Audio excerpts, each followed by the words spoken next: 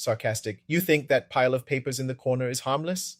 That unused equipment sitting there, waiting for the day you finally deal with it, feels like a minor issue, something you'll get to when things slow down.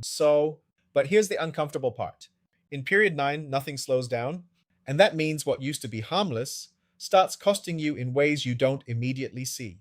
Not because clutter is some mystical money curse, it's because it quietly interferes with how you think, how you decide, and how fast you respond. In this new cycle, that delay is where the money leaks out. Let's get one thing clear first. Period 9 started on February 4th, 2024, and yes, it's associated with fire. But don't reduce that to just putting up red decorations. Fire, in this context, is about behavior.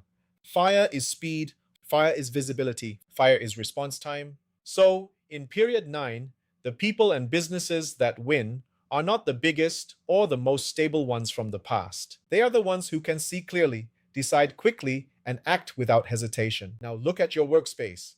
That clutter is not just stuff. It is a pile of unfinished decisions. It is a room full of delayed actions. It is mental noise sitting right in your field of view, constantly reminding you of things you have not resolved. And that matters more than you think. Because every time your brain has to process that pile, that messy drawer, that forgotten corner, it's using up your battery, even if you're not consciously aware of it. So what happens? You slow down, you hesitate, you overthink. And in period 9, that hesitation costs you opportunities that move past you faster than you can imagine. Now, here's where most people get it wrong. They think decluttering is some ritual for attracting wealth. No, decluttering is about removing friction.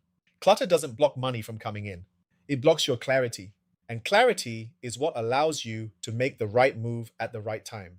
When your environment is clean, organized, and intentional, your decisions become sharp, your reactions become faster, your focus becomes precise.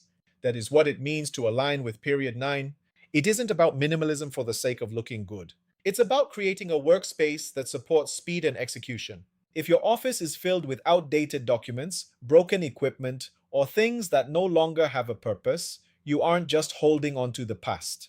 You are forcing yourself to operate with unnecessary resistance. And resistance in a fast cycle always leads to missed timing. So what is the first move? It's not a ritual. It's not a magical activation. It's a decision. Remove what you are not using. Clear out what you are not acting on. Organize what you actually need. Not because it looks good, but because it allows you to think and act without being slowed down. If you want more strategies that actually make sense for period 9, not just recycled advice from the last cycle, then follow along. Because most people are still playing an old game. This is not about cleaning your office. This is about removing the small, constant friction points that are slowing you down in a cycle that only rewards speed. In period 8, the Earth period, you could afford to carry extra weight because things move slowly enough to handle it. In period 9, the Fire period, that same weight becomes a liability that sinks you. So if things feel slower than they should, if decisions feel heavier than they used to, and if opportunities seem to vanish before you can grab them, don't just look at the market, look at your environment. Because sometimes it's not that you're doing the wrong things.